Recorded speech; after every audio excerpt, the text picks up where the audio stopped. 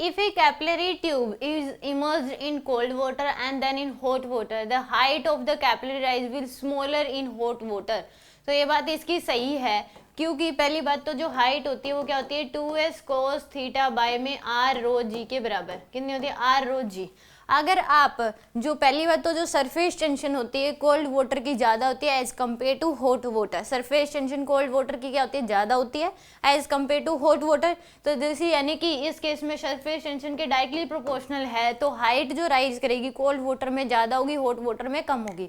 दूसरा, अगर आप हॉट वाटर में कैपिलरी को डालोगे तो सरफेस टेंशन उसकी कम होती है, सरफेस टेंशन डिक्रीज होती है और रेडियस उसका बढ़ जाता है, तो एच की वैल्यू क्या आएगी इस केस में कम आएगी, रेडियस क्या होगी इसकी डिक्रीज हो जाती है, एस की वैल्यू क्या हो जाती है, एस की वैल्यू डिक्रीज होती है, आर की वैल्यू क्या हो जाती है इंक्रीज और एस की वैल्यू क्या हो जाती है डिक्रीज। तो ये क्या होती है एच की वैल्यू हॉट वाटर में कम होती है as compare to cold water. तो यानी कि यहाँ पे height of capillary is smaller in hot water, तो ये बात इसकी सही है कि हॉट वाटर में कम होगी, कोल्ड वाटर में ज्यादा होगी। दूसरी, if a capillary tube is immersed first in cold water and then in hot water, the height of capillary rise will smaller in cold water. तो इसका रिवर्स है, तो ये गलत हो गया आपके पास।